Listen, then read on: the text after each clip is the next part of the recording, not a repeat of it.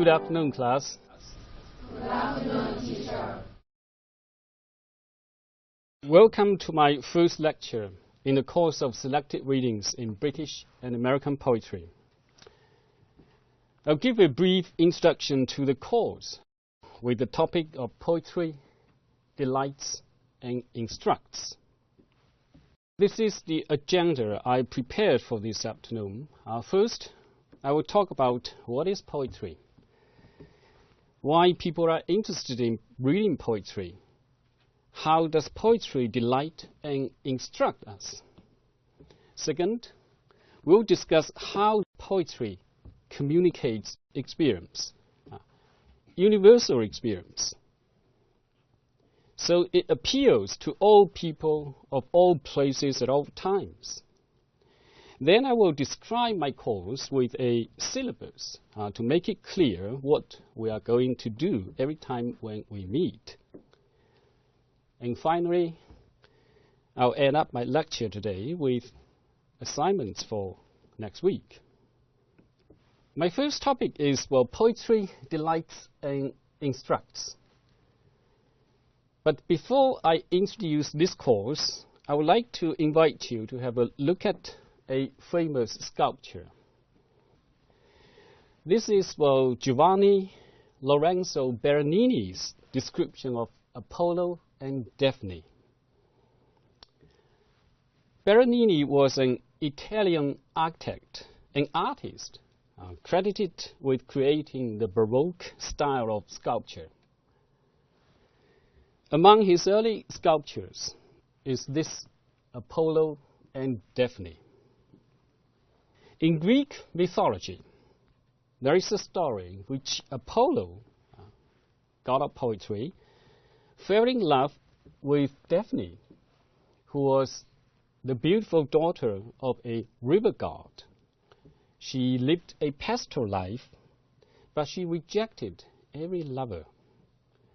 When Apollo pursued her, she ran away and prayed to her father to save her. Just as Apollo was about to overtake her, she was transformed into a laurel tree. Apollo then took its leaves to weave garlands that were awarded to prize-winning poets ever since. So Apollo's pursuit of beautiful Daphne ends up with a laurel tree, which became sacred to him, something divine, something holy. Reading poetry, it seems to me, is also a pursuit for something beautiful and sacred, because it is a journey toward the light of humanities. Since poetry communicates universal experience, and poets almost always tend to get the reader to share with their views of life. Reading poetry, therefore, will be a journey toward the true meaning of life. Aristotle says, poetry tends to express the universal. In other words, poetry communicates universal experience. So in all ages and in all places of this world, people have been writing poetry, and poetry has been eagerly read and listened to by all people. Poetry has been a special concern of the educated, the intelligent, and the wealth. Yet it also appeals to the uneducated, the unintelligent, and the poor. Horace says that the poet has gained every vote who has mingled profit, that is usefulness, with pleasure, by delighting the reader at once and instructing him. Samuel Johnson, an 18th century poet and the compiler of the first dictionary of English language, says that poetry is the art of uniting pleasure with truth by calling imagination to the help of reason.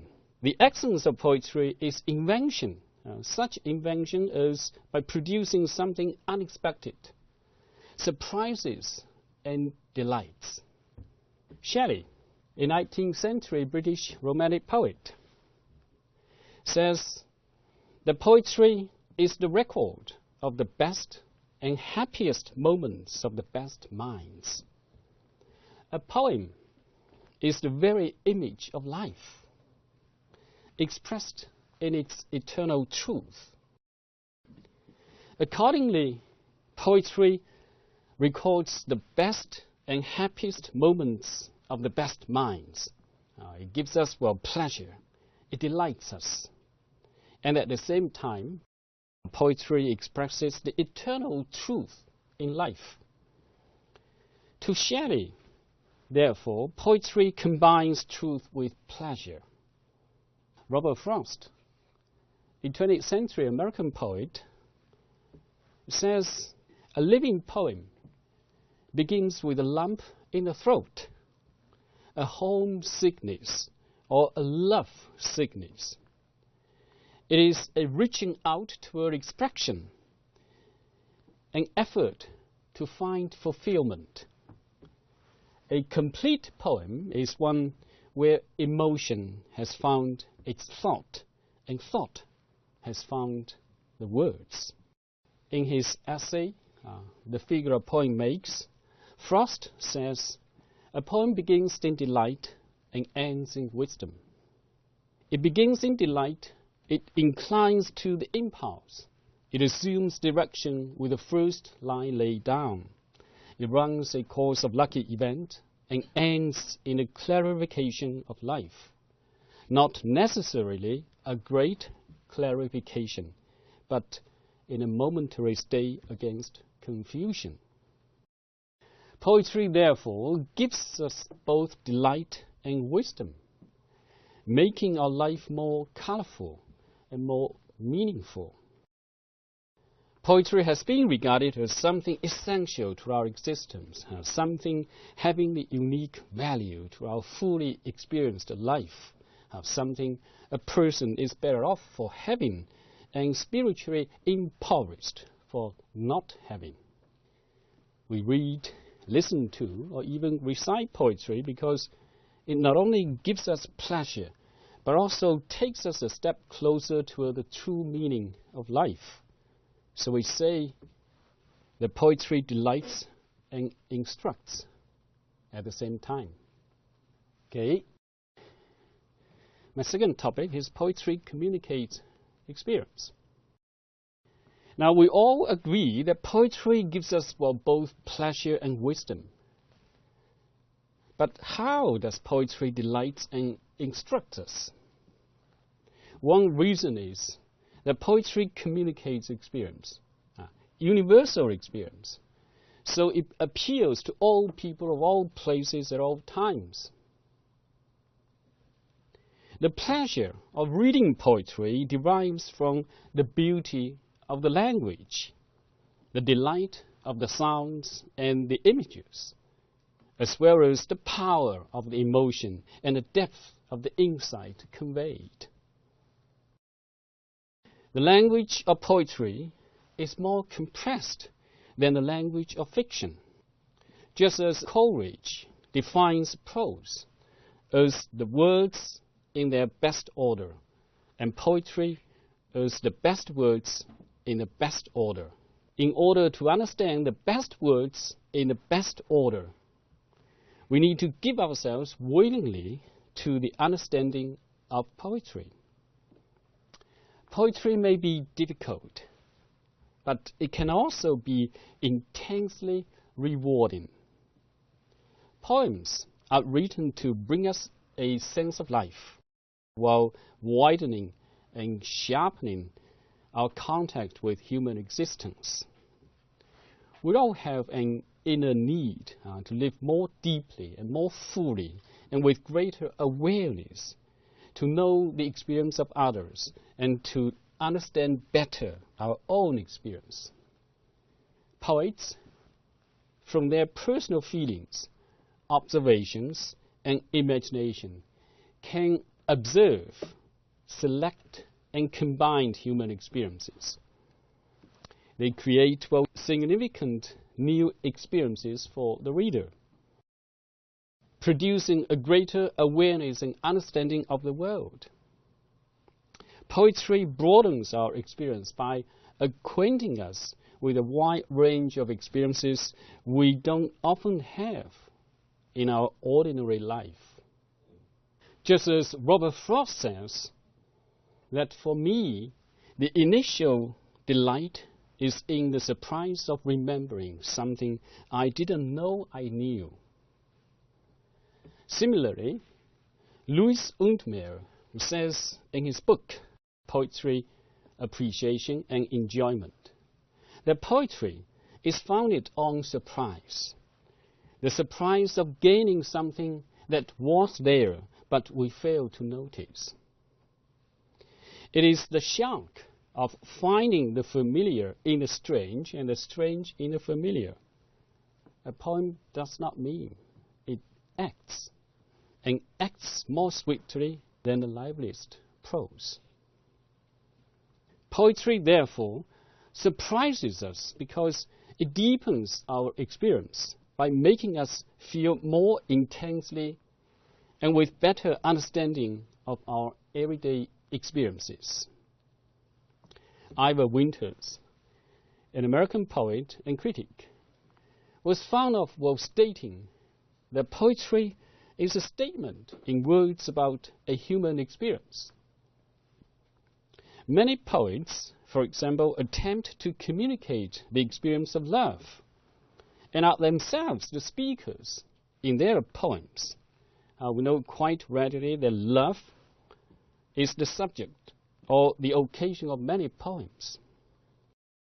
But what is the purpose behind the speaker's presentation of the experience? The purpose might be to offer a definition, to express an emotion, to describe something objectively, to reveal something about human nature, or to project an idea or attitude. By figuring out the central purpose of the poem, we'll have a better understanding of the experience the poet is communicating. But how does a poet communicate the experience? Lawrence Perrine argues in his book, Sound and Sense, an introduction to poetry, that experience comes to us largely through the senses. Our most direct contact with reality starts with what we call an image. Image may come through the eye as color, through the ear as sound, through the tongue as taste, and through nose as smell, or the skin as touch. Our experience of a spring day comes first and foremost from what we sense, or from a cluster of sense impressions. Our sense impressions of a spring day consist of seeing blue sky and white clouds, budding leaves and flowers, of hearing birds singing in the early morning, of smelling blossoming flowers, and of feeling a fresh wind against our cheeks. Are you familiar with these two lines? And the small fowls are making melody. They sleep away the night with open eye. These two lines will come from Geoffrey Chaucer's The Canterbury Tales, the prologue, lines 9 to 10. We can paraphrase these two lines in this way. And the small birds are making melody, that means are singing songs. The small birds are singing so sweetly. They even sleep away the night with their eyes wide open. The language of poetry must be sensuous, full of imagery, appealing to our senses, Directory poetry appeals to our senses through its music and rhythm, but indirectly it appeals to our senses through imagery, making of images.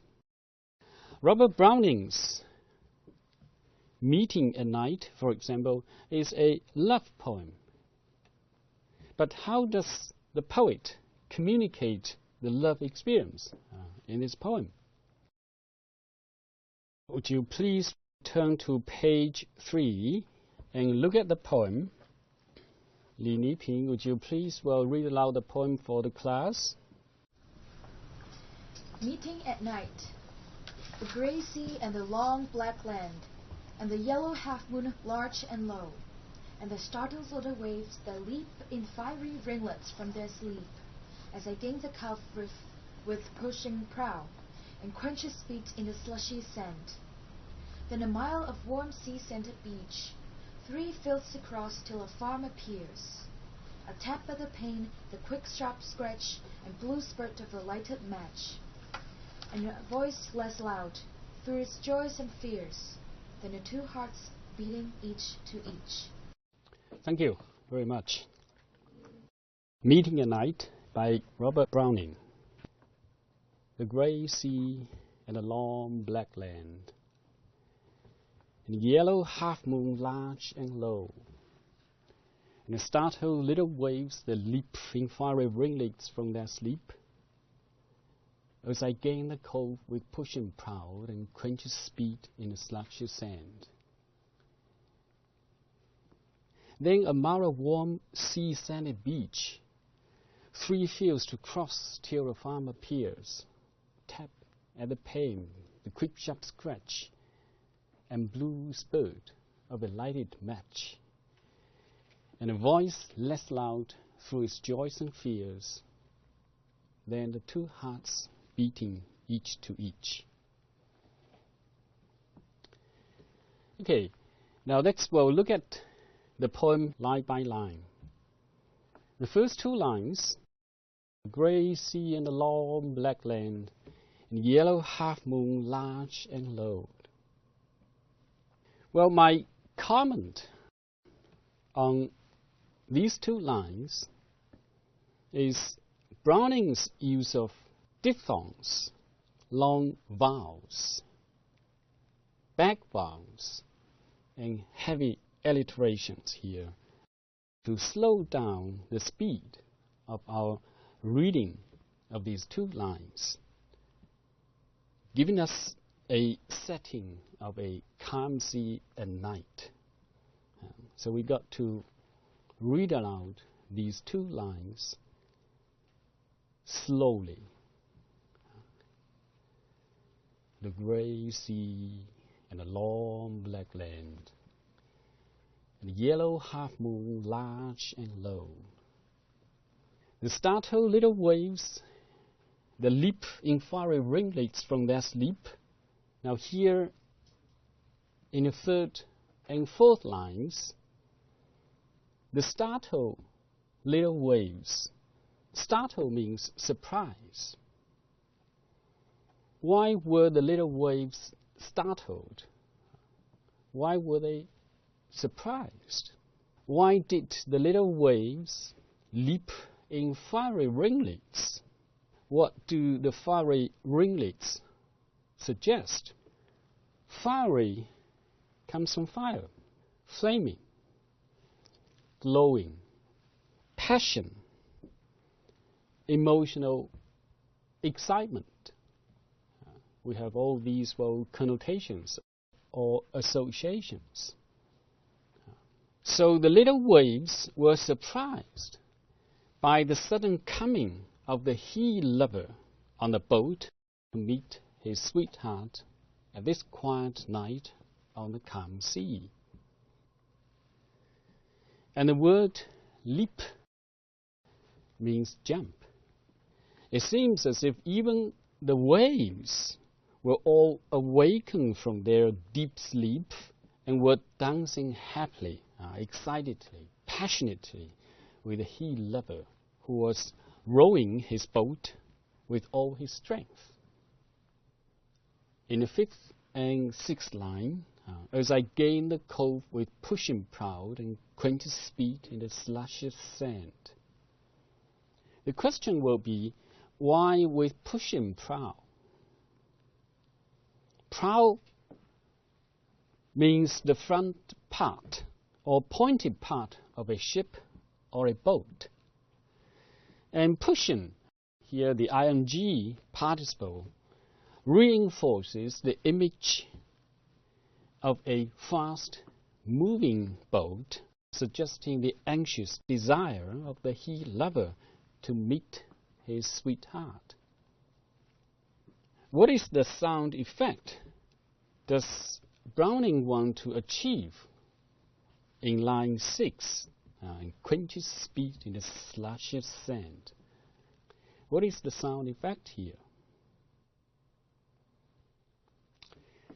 Here in this line, in line 6, a series of sibilant sounds are used to imitate the sound which is produced when a boat comes to its stop on a sandy beach. Quaintest speed in the slushy sand. You get a sense? Okay, second stanza. Then about a warm sea sandy beach, 3 fields to cross till the farm appears. We can paraphrase these 2 lines in this way. Then the he lover walks across a mile of warm beach with a strong smell of sea, and crosses 3 fields until a farmhouse appears. A tap at the pane, the quick sharp scratch, and blue spurt of a lighted match. Now in these 2 lines, the first question will be, what is the dramatic sound effect of line 9? A tap at the pane, the quick sharp scratch. A tap at the pane, the he lover's slight tap at the window pane, window glass, from outside the farmhouse. The quick sharp scratch refers to the sound of the quick and sharp scratch of a match, which is made from inside the farmhouse by the she lover, who must have been waiting anxiously for her sweetheart in the farmhouse.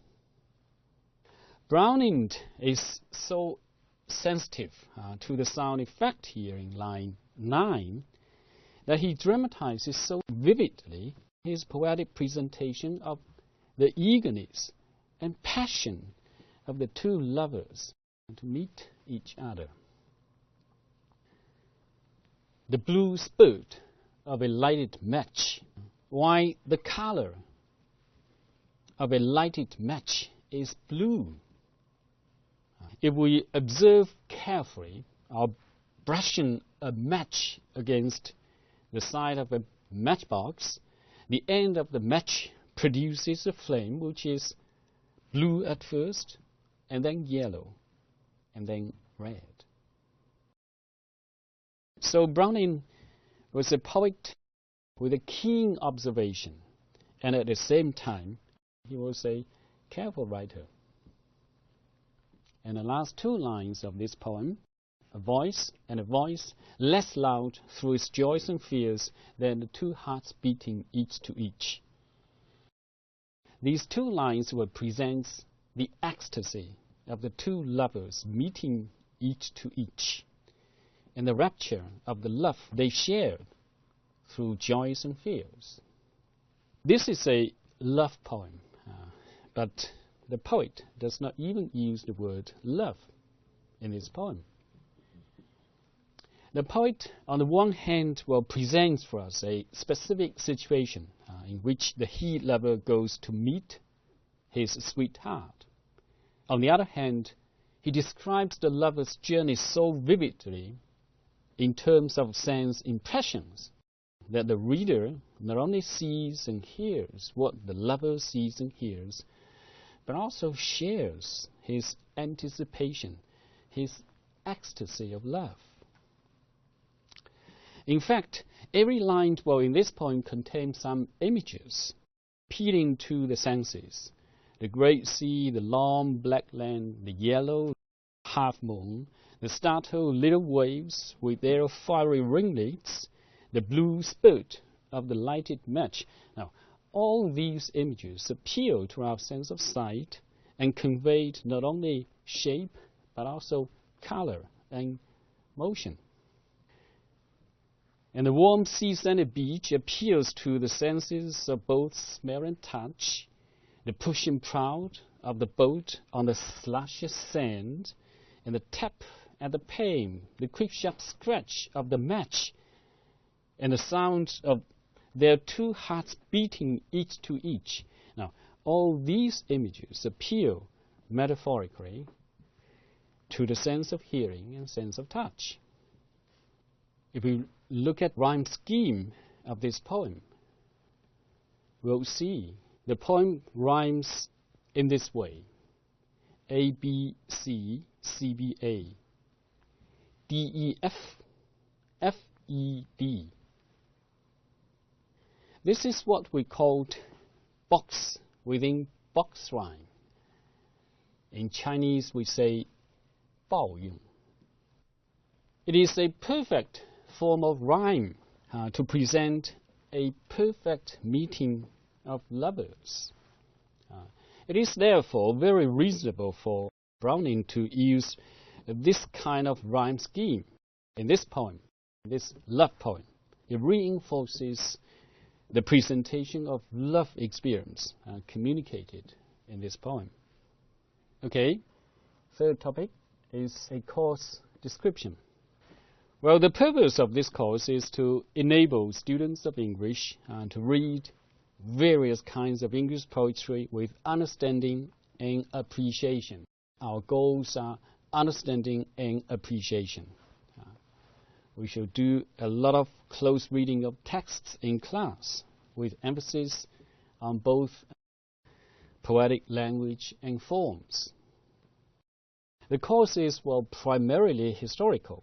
Poems from 16th century to the 20th century will be sampled. Important British and American poets like William Shakespeare, John Donne, John Milton, William Wordsworth, John Keats, Robert Browning, Walt Whitman, Emily Dickinson, and Robert Frost will be focused in class.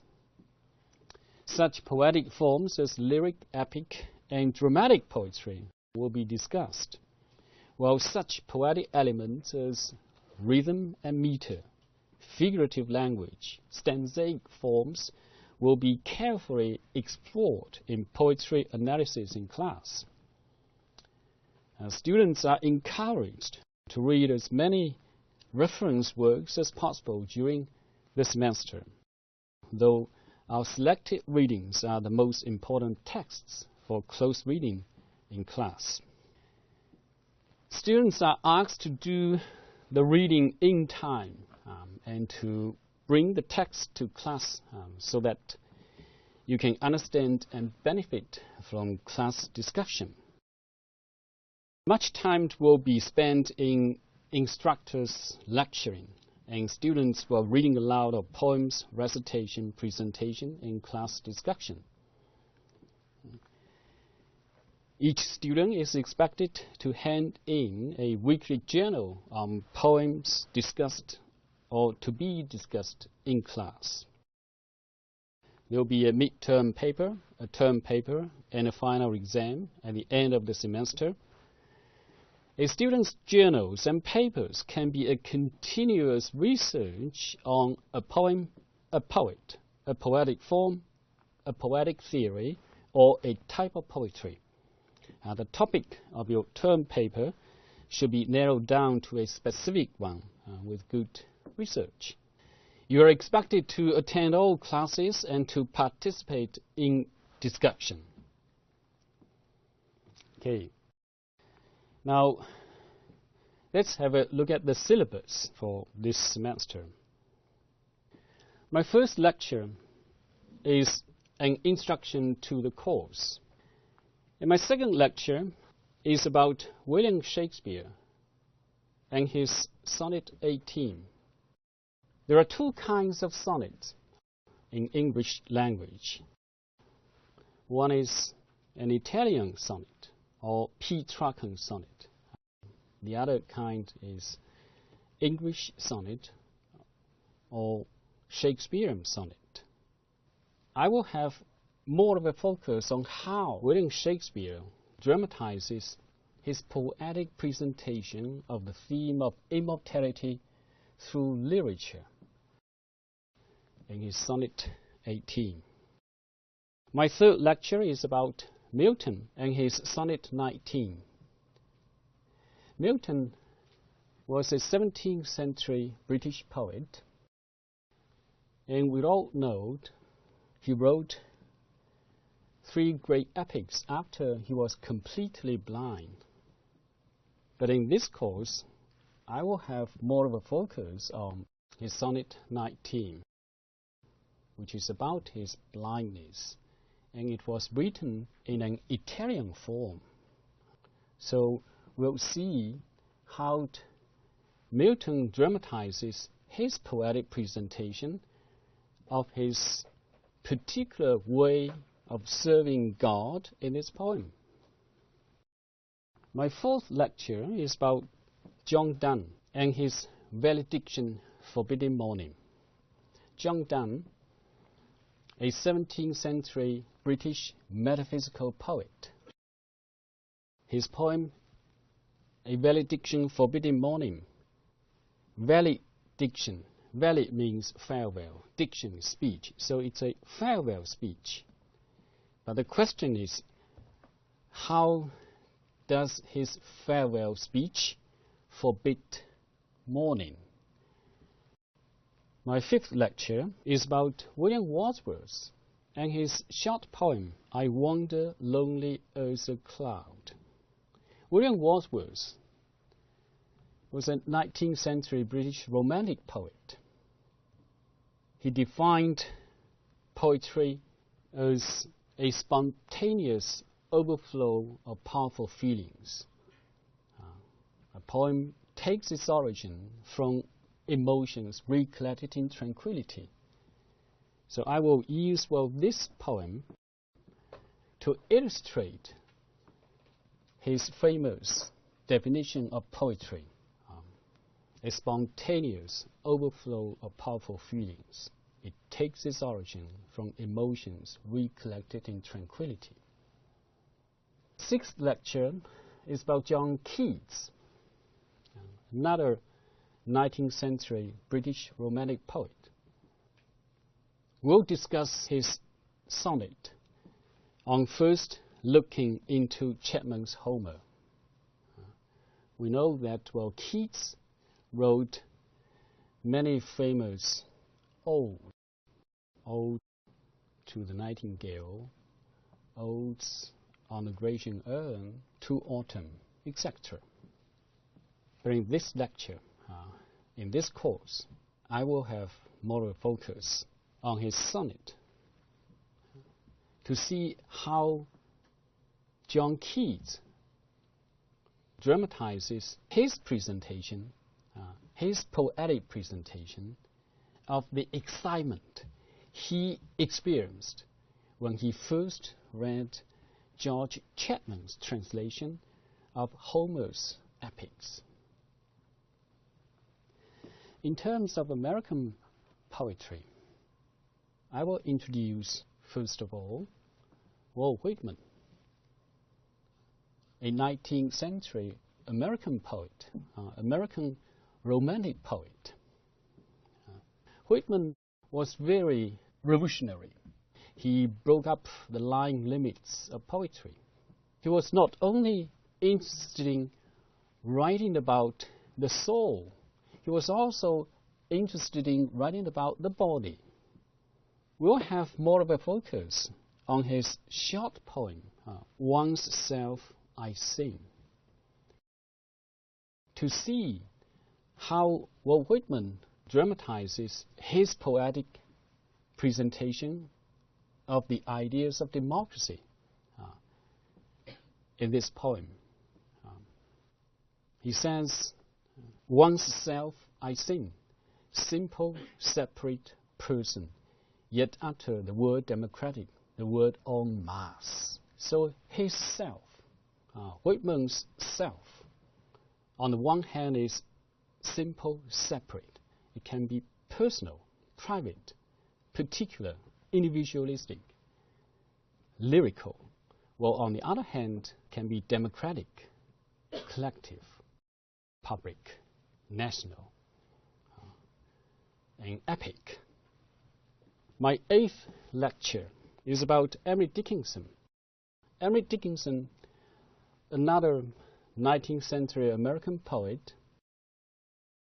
She was the contemporary of Walt Whitman, but she was totally different from Walt Whitman. Whitman, in his Song of Myself, says, "I celebrate myself and sing myself." While Emily Dickinson says, "I'm nobody. Who are you? Are you nobody too? Then there is a pair of us." Whitman says, "I'm large. I contain multitudes." While Emily Dickinson says, "This is my letter to the world. They never wrote to me." So Whitman and Emily Dickinson were contemporaries, but they were different. My last lecture is about Robert Frost. Frost was a poet of deceptive simplicity. He was different from many of his contemporaries, such as T.S. Eliot and Ezra Pound. Just as, well, T.S. Eliot says,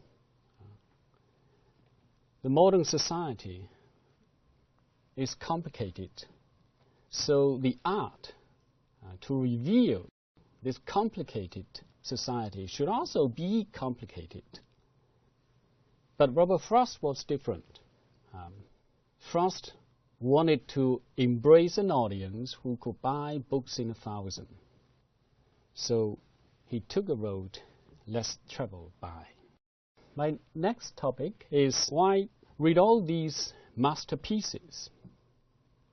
Reasons are pretty simple, because all these poems represent the best of their kind. They have stood the test of time. They are known to us not only in themselves, but also in terms of their interpretation and reinterpretation throughout the ages. The fact that they are difficult for us to understand is a mark in their favor. If we have a taste for what is excellent, we will automatically want some contact with masterpieces, with classics. They offered more understanding about human experience and more richness of ideas and thought about life. So they delight and instruct at the same time. Okay, now assignments for next week. Learn by heart Robert Browning's Meeting@Night and write a journal on what is poetry or why read masterpieces. Read before class William Shakespeare's Sonnet 18 and think about what are the differences between an Italian sonnet and an English sonnet.